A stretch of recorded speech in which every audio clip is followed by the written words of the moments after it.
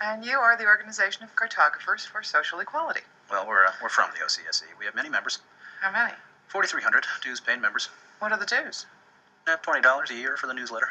Let's start. Wait, I want to see this.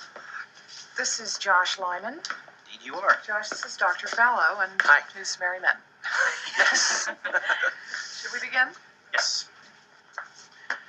Plain and simple, we'd like President Bartlett to aggressively support legislation that would make it mandatory for every public school in America to teach geography using the Peters projection map instead of the traditional Mercator. Give me $200 and it's done. Really? No. Why are we changing maps? Because, CJ, the Mercator projection has fostered European imperialist attitudes for centuries and created an ethnic bias against the Third World.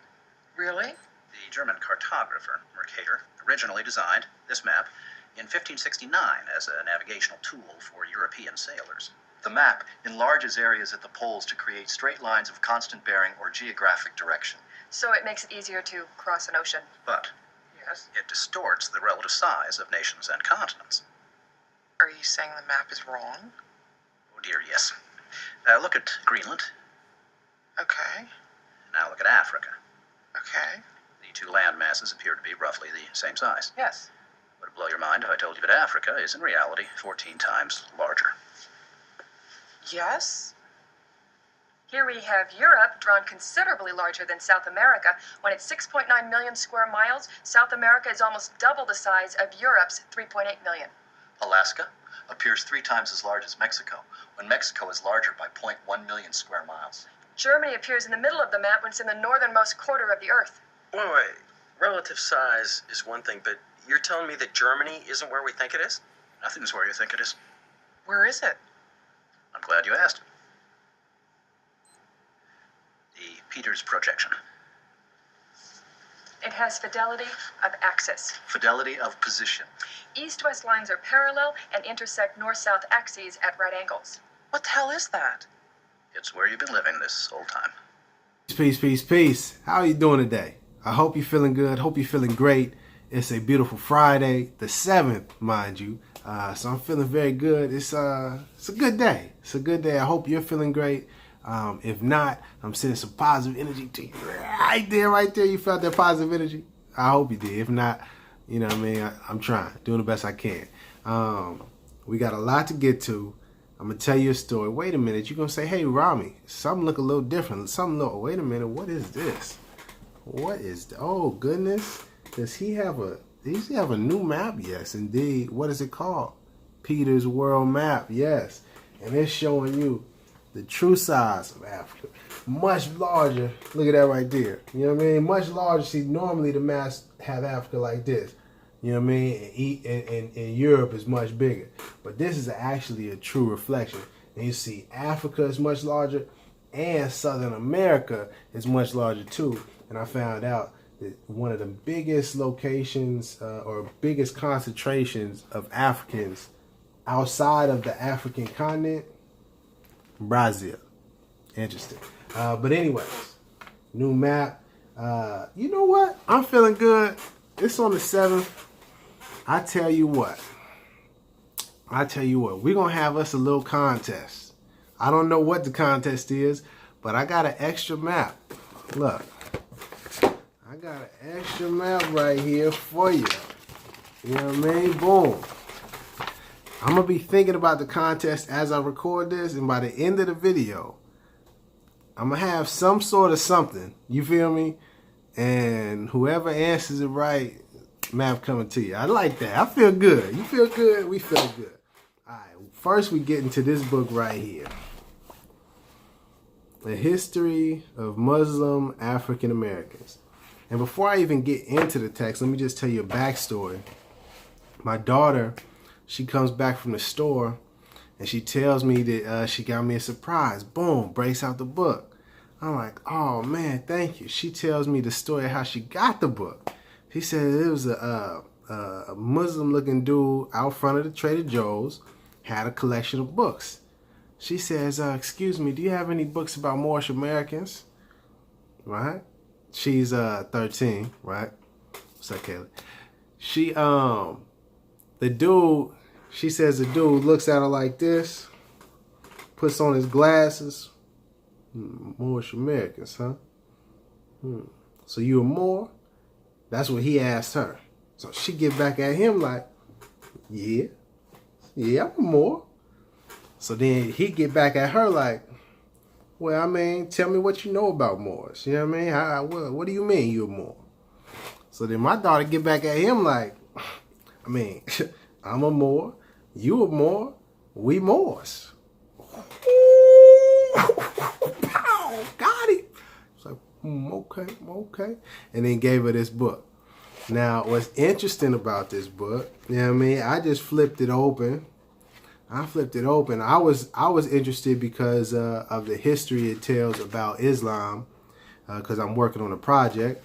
But I flip it open to a page, and what you know who I would see in the book? Hold on one second. I lost the page. But we coming back to it. I'm flipping through the book, and wouldn't you know it, who is in the book? Noble Drew Ali. Ain't that amazing? Let me just read the little section it got on. It's a very small little piece, but important. It all correlates. You know what I mean? It's all tied together. In 1913, one of the first African American organizations with Islamic leanings, the Moorish Science Temple, was established by Noble Drew Ali in Newark, New Jersey. The use of the term Moors by Noble Drew Ali is profoundly suggestive.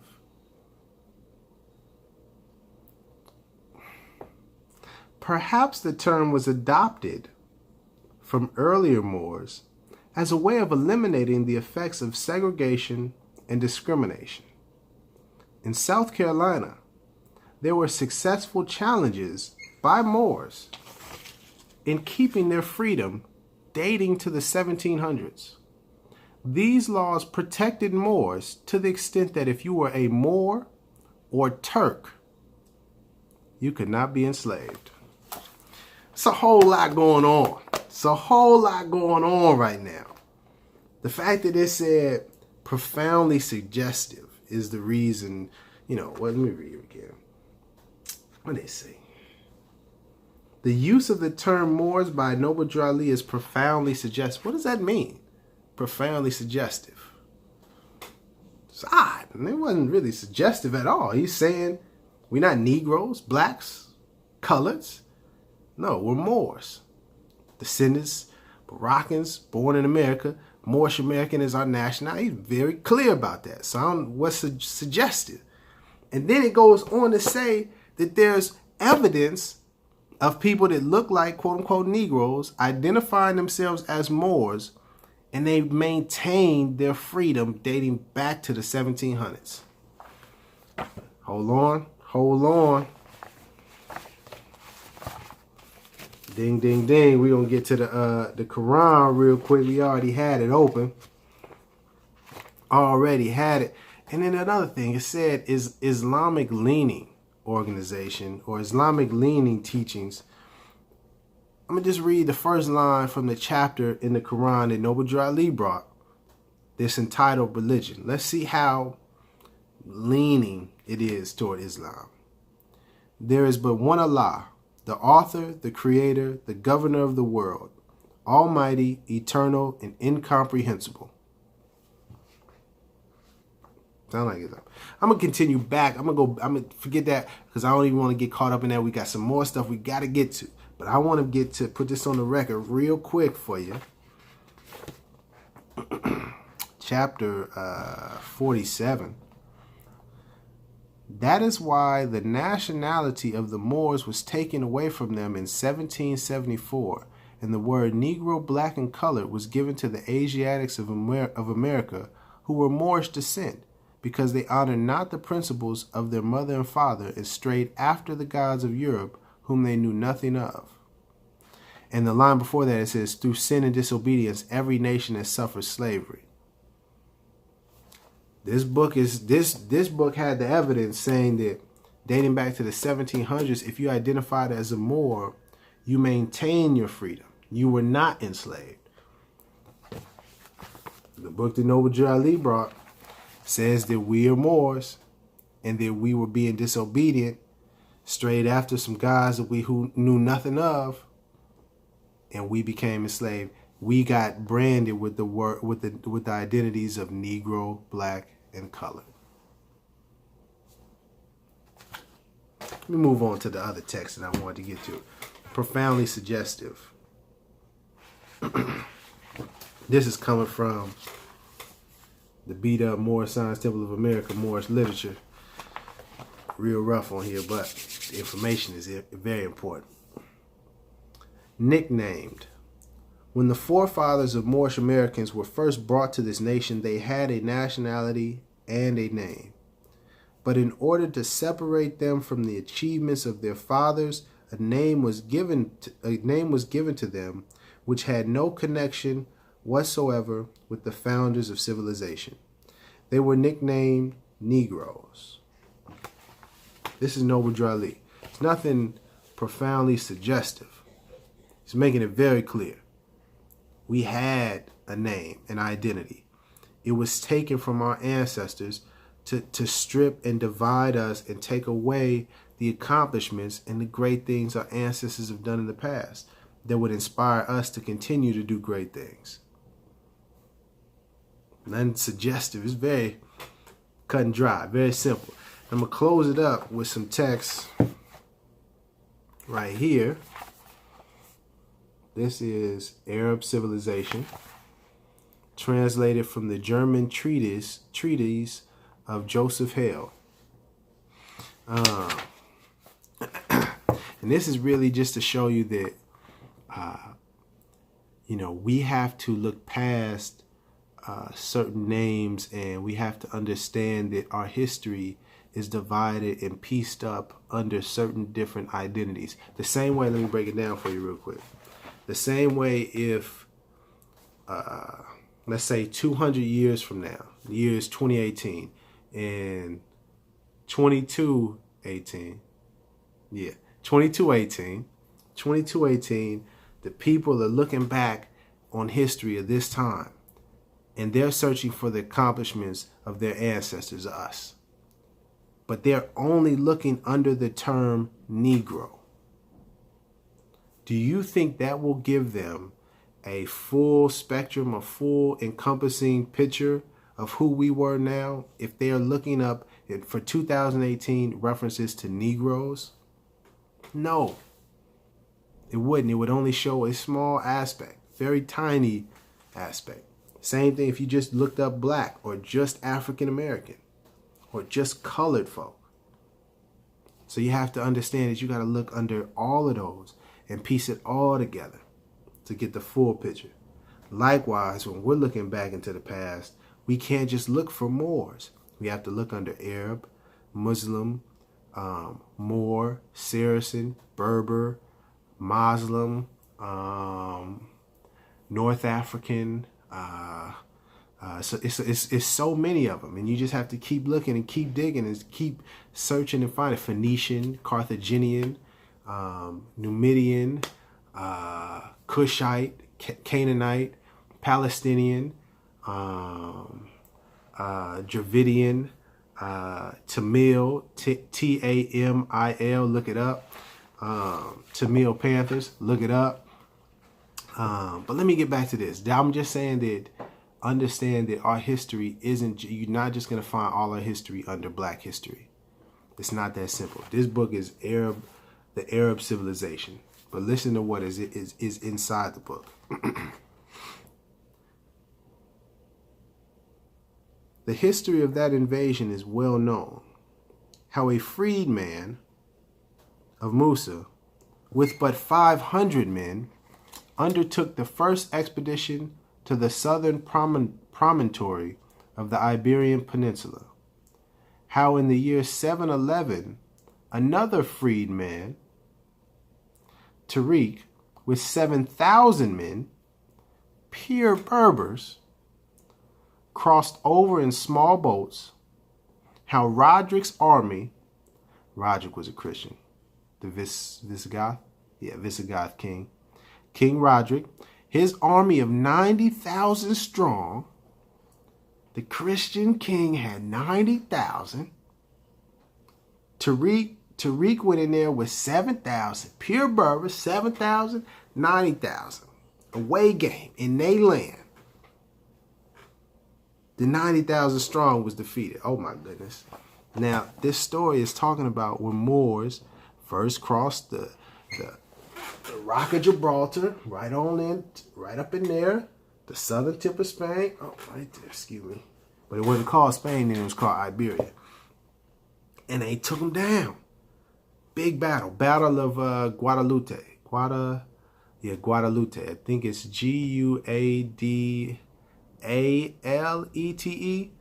But just look it up. Look up Moors taking over Spain, Tariq, King Roderick. You'll see it. But I just wanted to show you. That's just a small piece of history. Just a small piece. Did I finish it?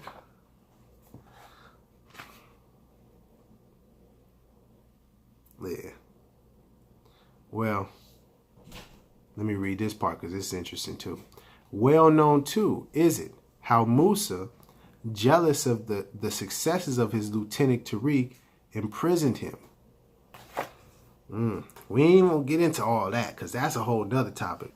But that infighting, dividing, division, jealousy, and hatred amongst ourselves, oh yeah. It's been there. It's been there. Yes. Let me get to the last book and we're going to close it out. And we'll go another one. The Rise and Fall of Muslims, Islamic History. From the pious caliphs to Abbasid Spain and Mughal dynasties. Sahid Akbarabadi. Sorry. Much love to you. Amazing book though. Here we go here. The exploits of Muslims in Spain. And now again, Muslims meaning Moors. And we're gonna double back in a second. We're gonna close it out with something else. Yeah. Muslims ruled over Spain for a long period of 800 years. Their exploits and contributions to the welfare of human society and human knowledge are unique and shall be forever remembered by mankind. This is talking about so-called black people. Yes. But see, under a different name. Yeah, it's here. It's right here. Not hidden. It's not hidden. It's right here. You just got to know where to look. You feel me? Well, just come and read one more. Read one more. The Arabs of Spain, Moors, were far ahead of the European people in knowledge, skill, industry, etiquette, culture, and civilization. The European monarchs were impressed by their moral superiority and gentleness. Even women were well versed with logic. I don't want to say even women, but just understanding the level where it was at, civilization. You know what I mean? Women were well versed with logic, medicine, syntax, algebra, physics, chemistry, and physical history. Their libraries were full of books copied from books of ancient Greeks and philosophers of Alexandria. And really, that was coming from ancient Egypt, but that's a whole nother story.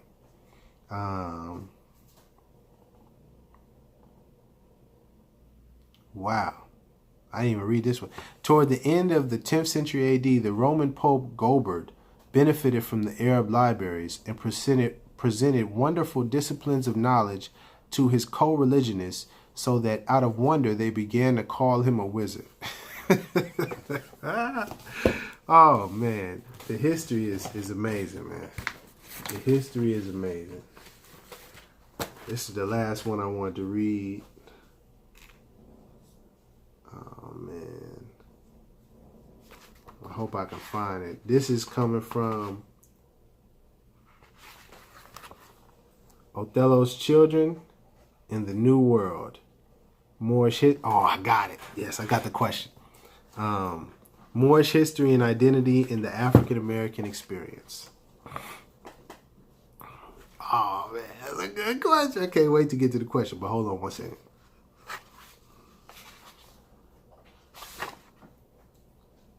Yeah, here we go.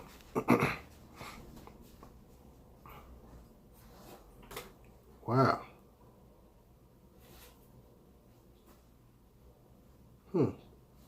Forbes explains that the famed Dutch painter Albrecht Dürer, there were only two types of human beings, white and Moor.